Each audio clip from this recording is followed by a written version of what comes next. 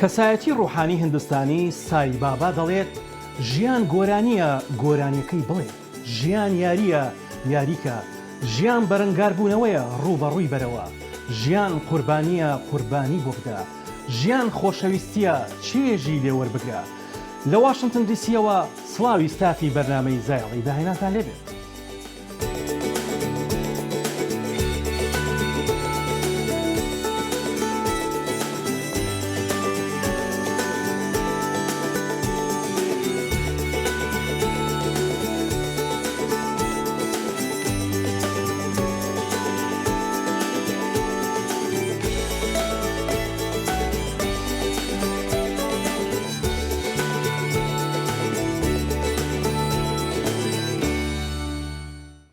مۆزیک و گۆرانی بە شێوازی ڕاک و میتاڵ هێشتا بۆ کورد زۆر نوێ و ناوازەیە، بەڵام ئەم گروپە لە جوولەمێرگ لە هەکاری ماوەی 20 ساڵە مۆسیقا دەژەن و گۆرانی دەڵێن. بەم دوایەنە ئەلبومێکی نوێیان بڵاو کردەوە بە ناوی هیواوە. کۆما فەرەج و مزوکا هەوی مەتالیا کوردی دیکە ناوێ خۆ بە ئالبوما هەلیکۆپتەر 2004 دا دابۆ بihîstin û herî dawê jî bi albûma hêvî derket pêşberî guhdarvanan.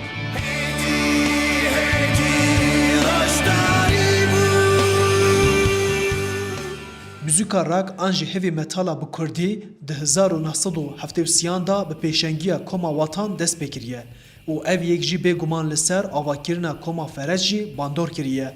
A rastî li Culemêrgê an ku hekariyê destpêkirina vê muzîkê bi pêwîstiya wêrekiyek mezin hebû ji ber ku muzîkek hişk û tarzek nû bû. Metal müzik biçekê zehmet e. Dîtin o aliyê çandê da her tiştek tu şey bike o bi rastî gel ku çanda te da nebîtin evet tiştekê cidar tê dibû gelê. Min navê xwe kilam li bircên Diyarbekir. Koma Ferec di destpêkê da di bernameyên yekê Gulanê û Newrozê da derketiye ser dike. Stranbêjê Koma Ferec Fuad Taş dema behsê wan rojan dike, wê rewşê wek meşa di nava nal û bizmaran da pênase dike. Hindeka got evet şiye, hindeka jî got evet hem xweş e. Belê.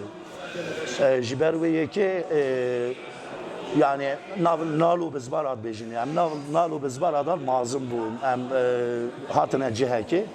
Zarokatiya Fuad Taş bi guhdarkirina stran û kilamên navenda çand û hunera Mezopotamyayê derbas bûye û bi vê yekê tim keyfxweşiya xwe tîne ziman.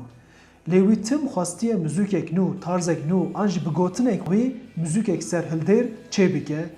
Wekî dî tiştekî hişk û asî ez bikim ew jî dilê me da borî tu zanî me gel ku hêj me metal müzik nezanî ew stranêt me nivîstin serê da jî got yani têt me da hatin berhindê ez bawerim ya daxwaziya me yani ya me dixwast ev bû. Komên ku muzîkên metal dikin ji bo ku zêdetir xwe bigihînin guhdarvanan an diçin Rojavayê Tirkî an jî diçin welatên biyanî. Lê Koma Ferec ji bajarê Wanê û Culemêrgê dûr neketiye. Ger ku me tiştek kir gerek em ser axa xwe bikin. Gelê me bila bizanîtin ev muzîke muzîka asiyê ye û ya serhildariyê ye.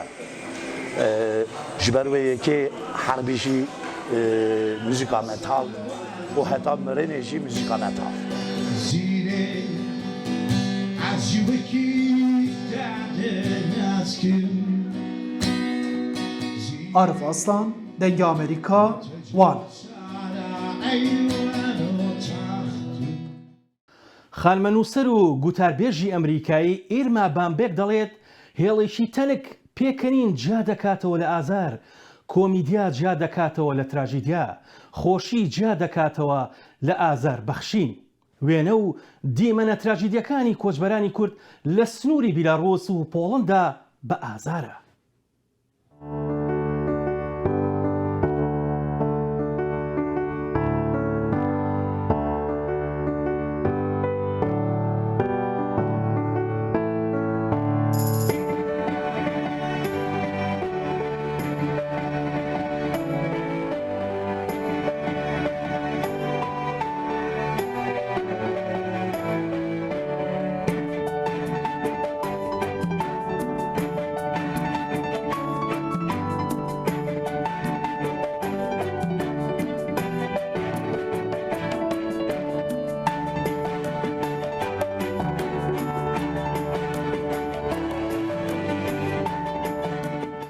نووسەرەکانی ئەمریکا و جیهان بە خۆڕایی پەرتوکەنیەکانیان بۆ ئەم پیشانگەیە نردووە و خۆبەخشەکانیش بە نیوەی نرخەکەی بە خوێنەرانی دەفرۆشنەوە و خوێنەرانیش دڵخۆشن بەم هەنگاوە لە نیویۆرک هەم پەرتوکەکان زۆر هەرزانن هەم دۆست و خۆشەویستەکانیان دەبینن.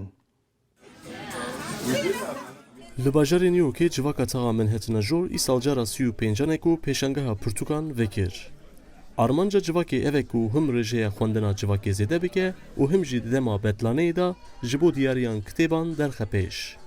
Rêvebira pêşangehê got ku pirtûk ji aliyê nivîskaran ra bêpere hatine bexşkirin û ji aliyê wan jî ji sedî pêncî erzantir tên firotin. دەهاتە پرتوکان ji bo taxa me wê were bikaranîn. Di civaka me de programên cûr bi cûr hene wek mînak, programa ji bo zaroktiya pêşîn û piştî dibistanê û programa ji bo mirovên bêmal û mirovên kal û pîr. Tiştekî wisa ye ku dahat ji bo her kesî wê were bikaranîn. Di pêşangehê da pirtûkên xwarinçêkirin, dîrok, razdarî, pirtûkên zarokan û roman jî hene. Ango ev pêşangeh ji zarokan bigirin heta mezinan ji bo her kesî vekiriye. Atmosfêreka pir xweş li vir heye. Dengê mûzîkeka xweş tê û pirtûkên cûr bi cûr li vir cihgirtine. Min jî ji bo xwe pirtûkeka helbestan dît û kirî. Pêşangeh tiştekî wek destdayîna giyanî ye. Xebatgerên pêşangehê hemû baweyekî dilxwaz dixebitin û yek ji wan dilxwazan Juanita Moreno balkişan ser xwendina dema pandemiyê. Di dema petaya korona da, xwendin wek rêwetiyekê ye. Lewra, mirov bi saya pirtûkan ji bo cîhanên nû dikarin dest bi rêwetiyê bikin. Ez wesa hezir dikim ku ji ber vê yekê ye mirov têne vir. Mirovan di van deman de ji bo xwe hobiyên nû peyda kirin û ew zêdetir dixwînin. Tiştekî bêhempe ye. Jane Gosson jî pirtir ji pirtûkên ku di derheqê hunerê de ne hez dike û bi kelecanî behsa pêşangehê û pirtûka ku kiriye dike.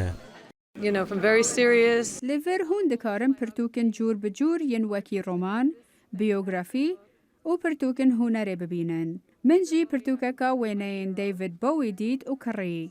Min nikarîbû ez nekirim. Lewra ez ji David Bowie pir hez dikim.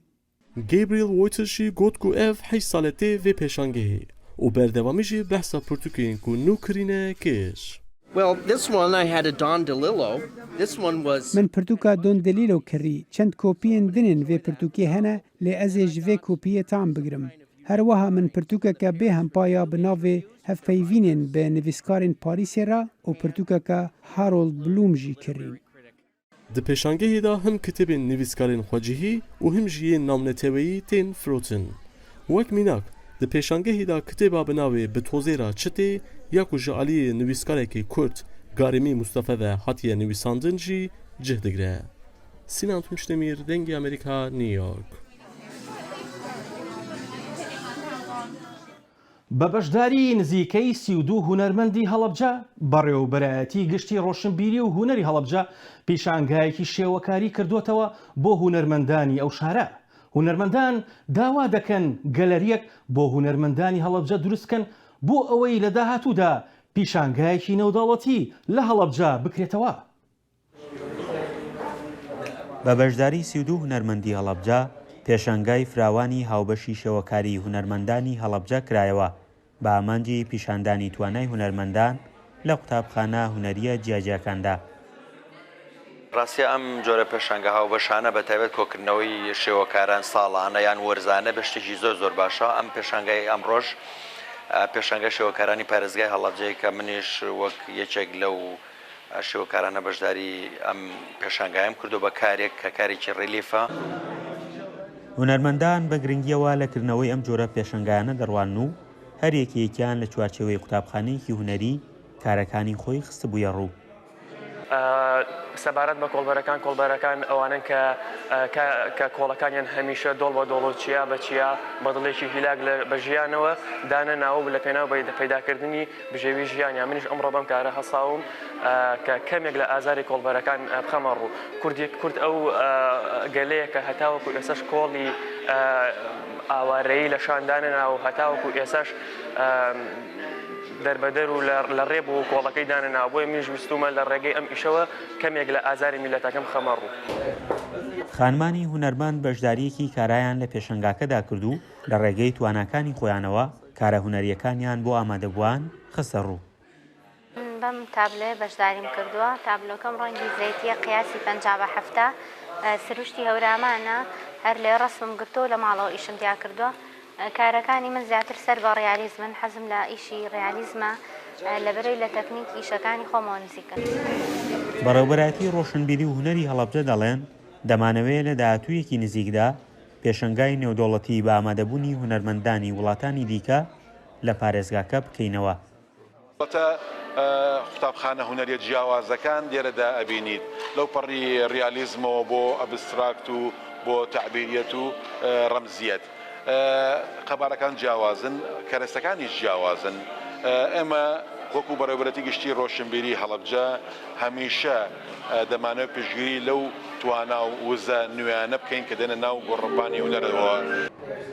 گەرچی هونەرمەندان ژمارەیەکی زۆرن لە هەڵەبجە و بە شێوەی هاوبەش و تایبەت پێشەنگا دەکەنەوە، بەڵام لە نەبوونی هۆڵێکی شایستەدا زۆر جار باخچە و هۆڵی دامەزراوەکان هەڵدەبژێرن بۆ خستنە ڕووی کارەکانیان کە زۆر جار وە خۆیان دەڵێن شیاو بە کارە هونەریەکانی ئەوان نین. فەرحان هەورامانی، دەنگی ئەمریکا، هەڵەبجە. یەکەمین ڤیستیڤاڵی شانۆ لە کۆبانی سازکرا بە ناونیشانی پرچەکانی ئارین. ئەو خانمە شەڕوانەی شارەکە تا گیانی لەدەستدا بەرگری لە شارەکە کرد دژی داعش. ئەوان بە خەون و هیواوە هەنگاو دەنێن. یەکەمین فەستیڤاڵە شانۆ لە کۆبانێ هات دەست پێکردن. فەستیڤال دبن ناوێ ئارین بسک و زولفên ئاشتیەیە. گۆوێ لە درێژاهیە 7 ڕۆژان لە ناوەندا باقی خدۆیا چاند و هونەرا کوردی بەردەوام بکە و تێدا شانۆ وەرم پێشکەشکردن. ڕێڤەبەریە فەستیڤالێ ji dengê Amerîka ra diyar kir got kom û lîstikvanên şano ji hemû deverên herêma Bakur û Cilatê Sûriyê têda beşdar in. Herwiha dê şano bi zimanê Kurdî û Erebî werin li darxistin. Cara yekemîn li Kobanê festîvalekî bi vî rengî tê çêkirine. Ji xwe festîval heftake dirêj bike, bîstî mehê wê dest pê bike hetanî 27. Festîval li ser asê Bakur û Sûriye kesên beşdar bibin. Minbij, Reqa, Tabga, Heleb, Efrîn, Kobanê. Ji xatekî lê min derên dinê ji hat çêkirin Başûr, Şam. Ji bo rewşa korona nikabûn muxalefet derkêkirin. İnşallah mehrecana tê tên wê ew ne jî me re beşdar bibine. Li kêlekê vê mehrecane wê meعرضekî resm hebe ew meعرضa ji wê girdeyê berxwedanaya Kobanê. Lîstikvanên şano got beşdarî festîvalê bûne tekez dikin got ev bûneyeke têda behreya xwe pêşkeş bikin. Herwiha fersendeke jî got behreya xwe pêş bixin. Lîstikvan didin zanîn got berê tevgera hunerî û taybet şano li Kobanê pir lawaz bû û festîvalên bi vî rengî û bi vê mezinê di xewnên xwe da jî bawer nadkirin got bên li darxistin. Vaya festîvala yekemîn di bajarê Kobanê da çê dibe û bi rastî jî ji bo me lîstikvanê firseteke ku em bû vi qasa salê difekirine hîro li bajarê me hate pêşkêşkirin. Kobanê bi di erudan beşdarî bûye. Erudeyekê hîro me pêşkêş kir. Memê alan teban di vê şanoyê da jî şexsiyetê min axe ye. Ez tê da müşterekim. Bi rastî jî tedî sirf axe li xwe tenê digirî. Ser piştî kesan dibe axe. Di rojê sibeda da dîsa bajarê dînin. Ev festîval cara yekê ye got li Kobanê tê li darxistin û dê sal bi sal jî were li darxistin. Got wek festîvaleke taybet ji bo Kobanê were nîşandan û navê wê li ser navê şervana Yepejê ya navdar Arîn Mîrkan got li Kobanê şer li dijî Daişê kir û jiyana xwe ji dest da. Mehmûd Balî dengê Amerîka, Kobanê. ئەم هونەرمەندە لە ڕێی لمەوە سێبەرەکان بە شێوازێکی جیاواز دەنەخشێنێت. ئەو لە بری کانڤاس لم و کەتیرە تێکەڵ دەکات و لەسەر ڕووی تەختە تابلۆکانی لێساز دەکات. لە دنیادا هونەرمەندی شێوەکار زۆرن، بەڵام خۆجیاکردنەوە لە شێوازی کارکردن ڕەنگە گرەوە قورسەکە بێت. ئەم هونەرمەندە ئەردەنیە لەبەر چاوی کامێرا شێوازەکەی دەخاتە ڕوو. بەکارهێنانی لم و خۆڵ وەک ڕووکاری تابلۆکە ئیدی دڵنیابوون لە سەلیقە و کاری هوەری ڕەنگە پێویستی بە شاردنەوە نەبێت. محمد سەمارە فەنان تەشکیلی. من محەممەد سەمارەم هونەرمەندی شێوەکارم لە مێژە کاری هوەری دەکەم حەز دەکەم لە کارەکانم شتی سەیر و سەمەر و جیاواز بەکاربێنم. لە مەرسەمەکەی بە بینەرانی نیشانەدات چۆن تابلۆ سەرنجڕاکێشەکانی دەکێشێ. دەگمەنە هوەری ئەو بوارە نهێنی کارەکەی ئاوها واڵا بکات. هلا في الوقت الحاضر أنا بستخدم خام جديدة اللي هي الرمل. من ئێستا خامێکی نوێ بەکاردێنم لم و خۆڵ بەکاردێنم بۆ ڕووکەشکردنی تابلۆکە وەگەوەی هەر مادەیەکی تر بەکاربێنم. تابلۆکانی پڕن لە سێبەری مرۆڤەکان. ئیدی لای ئەم هونەرمەندە شێوەکارە ئەویش هۆکاری خۆی هەیە. بۆچی سێبەری مرۆڤەکان بەسەر کۆی کارە هوەریەکانی دازاڵە. استخدم ظلال أنا سێبەری مرۆڤەکان بەکاردێنم من ڕێز لە مرۆڤیش دەگرم دەمەوێت وەک خۆیان نیشانیان بدەم. لە ڕێگەی سێبەرەکانیانەوە زۆر شتی ناخی ئەو کاراکتەرە دەخەمە ڕوو. هەروەها بوار بە بینەریش دەدەم فراوانتر خەیاڵ بکەن.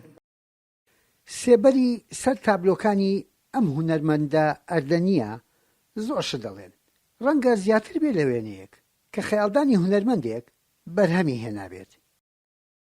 المعارض اللي شفتها برا وجوا ئەو تابلوانەی لە دەرەوە و ناوەوە دەیان بینن پێم وانییە هونەرمەندی تر هەبن ئەو خۆڵە بەکاربێنن. زۆر هونەرمەندی تر لەسەر ئەو شێوەیە پرسیارم لێ دەکەن. من هیچ شتی ناشارمەوە پێیان دەڵێم و تیان دەگەێنم. یحیا بەرزنجی دەنگی ئەمریکا. لە قەزای حەمدانیە لە دەڤەری شاری مووسڵ گروپێکی موزیکی بە شێوازێکی نوێگەرانە دامەزراوە بۆ کچان و کوڕان و منداڵانیش. ئەوان دەیانەوێت ناوی شارۆچکەکەیان لە ڕێی میوزیک و هونەرەوە بە عێراق و جیهان بناسێنن. کاوە عومەر میوانی ئەو گروپە بوو.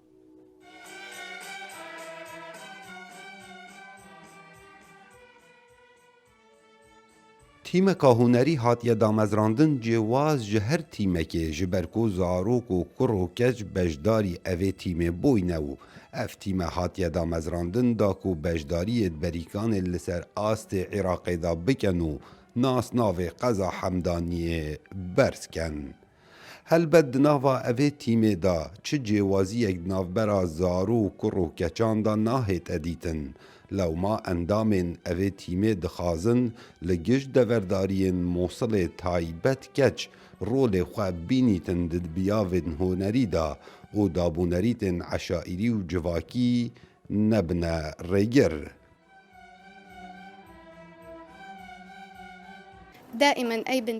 her dem her kiçek karekê bikir dê tûşî girifta bit di nav civakê û malbata xwe de. Lê di gel vê çendê jî eger ew kiçiya berdewam bit ڕاستە دێ ئاستان کەونە ڕێگاوێ لێبەلێ دێگەهتە ئارمانجا خوا. جارە یەکێک و هاتمە vêrê min or kijenî lê min dest jê berda ji ber xwendinê piştî qonaxa şeşê derçûm birayê min amîrê kemanê jenî û her roj beşdarî ahenga û rahênana bû. Min بۆ xwe derfetek zanî xwe fêrî amîrê çelo bikim û berdewam bûm li ser jenîna vî amîrî. Niha xweşiyek mezin ji bo min durist bûye. أكيد نتمنى بێگومان ئەم دخوازین لە پاشە ڕۆژێ ئەم موزیکژەنێن بناو و دەنگ بین و دەنگی me bigehte hemî cîhanî û beşdariyê di mihrecanê nifnetewî de bikin. Em dixwazin amîre bû me bên dabînkirin û herwesa holên taybet bêguman dê bû me bibe hokarek em karê xwe baştir encam bidin.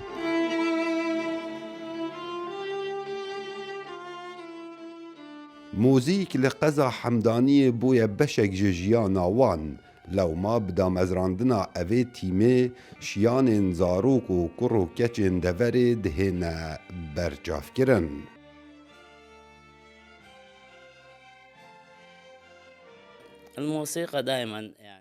Em nikarin bê mûzik jiyana xwe berdewam bikin ji ber ku jiyan me hemî mûzik e.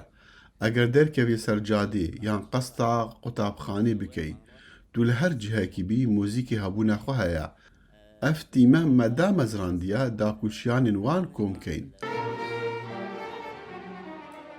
Li sala 2019 da tîma Strings hatiye damezrandin û li Qeza Hemdaniyê li Bakurê Rojhilatê deşta Neynewa niha ev tîme 32 endaman bi xwe vedgirîtin û neh ji wan zarokin ewên din کوڕ و کەچێن دەڤەرێنە کاوە عومەردەنگی ئەمریکا دەشتا نەینەوە. هەندێک وڵات خاوەنی نەوتن و خەڵکەکەی دەناڵێنن بەدەست هەژاریەوە، هەندێک وڵاتیش لە ڕێی خۆڵ و خاشاکەوە سەدان پرۆژەیان ساز کردووە. دوو برای نەوجەوان خەڵاتی نێودەوڵەتی ئاشتی وەردەگرن بەهۆی پرۆژەی دووبارە سوود وەرگرتن لە سازکردنەوەی خۆڵ و خاشاک لە هەندستان. لە ڕێی ئەم پرۆژەیەوە توانیویانە یارمەتی بوژانەوەی سەدان ماڵ و کارداری بدەن. دووبرایان گەنج خەڵاتێ ئاشتیە زاروکانی نافنەتەوەی وەرگرت ji ber projê wanî recycling ku harîkariya sedan mal û karsazan li Hindistanê dikin. Hizra serekî li dû baxçeyên daran pir hêsan e. Em li koka pirsgirêka pîsbûna hewayê yan jî krîza jîngehê digeriyan ku ew bi xwe ji pîstiyê ye. Ji ber ku bêtirî 3% ji pîsbûna hewaya New Delhi bi awayekî rasterast yan nerasterast ji ber pîsbûnê tê. Me got raweste. Em li koka pirsgirêkê digerin lê hîn jî pîsbûna hewayê li jîngehê heye. Birastî divê em tiştekî derbarê vê yekê bikin. Vêca wê çaxê me dest bi projeya daristanên bajêr kir.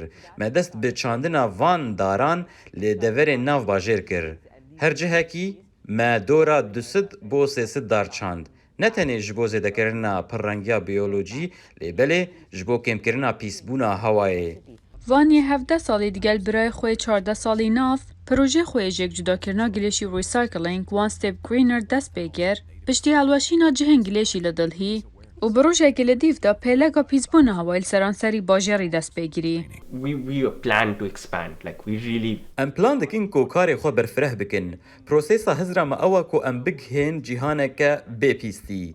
Ev jî tê waweteyê ku ne tenê li gund û bajar û bajarokên Hindistanê lê belê em vê peyamê li gel hemû cîhanê belav dikin. Vêca ji bo niha em li du bajarên Hindistanê karê xwe berfireh dikin. Em ê li Kolkata jî vê yekê bikin. Mabaldan ji aliyê hinek welatan ve peyda kiriye. Em ê li ser wê yekê kar bikin û peyama xwe li seranserê cîhanê belav bikin. Gencan xelatê xweşwergirê xelatê Nobelê aştiyê Kailash Satyarthi li Lahey wergirt û armanca wan ew e ji bo berfirehkirina karê xwe li seranserî Hindistanê û cîhanê bi kar bînin. Ez bawerim ku dema pabendbûnê derbas bûye, niha dem dema kiryarê ye. Ez bawer dikim ku kiryanê praktîkî tiştekî din li gel vê yekê ye. Divê mirov bi praktîkî bifikire û hizra çareseriyekê bike ku ji bo xelkê hêsan be, ji ber ku dema em derî bi derî digeriyan me dît ku ji xelkê re gelekî hêsan e ku hemû bermayên xwe ji derve bihêlin. Lewma divê em van çareseriyan bibînin û gelek kesên ciwan hene ku li seranserî cîhanê van çareseriyan peyda dikin. Divê piştevaniya wan bêtekirin. Projê wan nûke li ser zêdetirî hizaran mal û dibistan û dezgehan digerît bi armanca ew nav lê dikin Zero Waste India an ku zîro gilêş li Hindistanê. مەکسیکەکان لە پێنا و چنین و دەستڕەنجینی خانمەکانیاندا شەڕی مافی خاوەندارێتی بەرهەمەکانیان دەکەن. ئەوان خاوەنی دەستڕەنجینی و خەیاڵە ڕەنجینیە فەرنجەکانی خۆیانن، بەڵام کۆمپانیا گەورەکانی جیهان زۆرێک لە ترز و چنینەکانی ئەوان بەکاردەهێنن بەبێ ئەوەی ئاماژە بەو خانە مەکسیکیانە بدەن. خەڵکی مەکسیکۆ دەست بە تەفگەرێکی کردیا لە دژی دزینە مۆرکا تایبەتە باب و کاڵێن خوا یا تەرزی و ڕاچنینە جلوبەرگن کەڤنار و ناودارن خانمên xelkê resenê naverasta Meksîko heta welatên Amerîkaya naverast jî. Hikûmeta Meksîkî gazîdehan dahênerên resen kir ji bo nîşandana berhemên xwe li navenda keltûriya vekirî li Los Pinos ku berê cihê serokan bû. Meksîkiyên ku şanaziyê bi keltûrê xwe dikin gazî, sazî û navendên nêfnetewên modeyan dikin heta ku bi civakên resen re diyalogê bikin ji bo rêketinan li ser çawaniya parastina morka karên destiyên taybet bûwan. Me şerkir ji ber ku hûpîl ku bi kompyûterê tê berhem înan, mîna raçandina hevreşmî ye û ew başgereyê karekê bazirganî ye û ew êdî karê me yê destan ku pîçekê bihatire naxwazin. Ev festîvala keltûrî ku mebesta wê haydarkirina xelkê giştiye heta ku li keltûrê xwe bibin xwedî bi şev û roj vekiriye. Terzî û raçînîna blûzên rengîn bi motîvên neqşandî bi navê Hopel بەهرەیەکە جێ شانازیان مەکسیکیانە و دخوازن ئەو بمینە لایەنێکی کەسایەتی و ناسنامەیە کەلتوریوان. ئاواکردنا پران ji derhêneran re li neratîkirina civakan yê li cîhanê nirxandina her afrînekê ye bi awayên kûr û mifadar dizîna kesayetiyê ne behre ye dizîn ne îlham e. چالاکوانên Festîvala Meksîko bawer dikin ku rêgirtin li hewlên dizîna mork û kesayetiya keltûrê gelan bi piştevanîkirina dahênerên resan dest pê dike û bi naskirina bihayê dahênanên wan.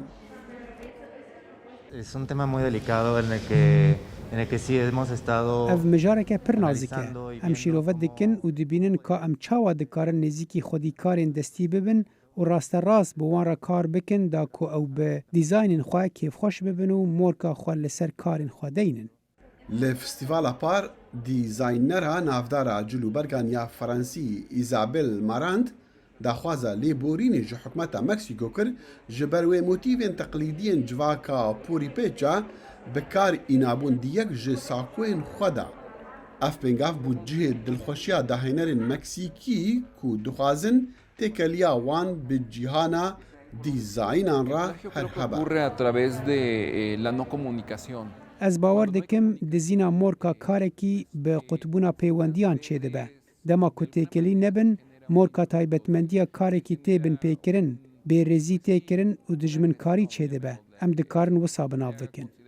Dema Meksîkiyan dîtî ku motîva Hoybol ya taybet bi cilên xanimên Meksîkî bi kompîterê hatî dariştin ew pirt û rebûn û xwestin wê pirsê bi rêxistiya cîhaniya mafê hizr û dahênanê re nîqaş bikin û şêwazekî darêjin ji bo cizakirina dizên mork û kesayetî û nasnameya keltûran. نووسەر و ڕۆمان نووسی جوو شولێم ئەڵایکەم کە ئەمریکاییە و بەڕەگەز ڕووسیە دەڵێت ژیان خەونێکە بۆ داناکان، گەمەیەکە بۆ گەمژەکان، کۆمیدیایە بۆ دەوڵەمەندەکان، تراژیدیایە بۆ هەژارەکان، تا زایڵەیەکی دیکە و داهێنان و خەمێکی دیکەی جیهان ماڵەوە.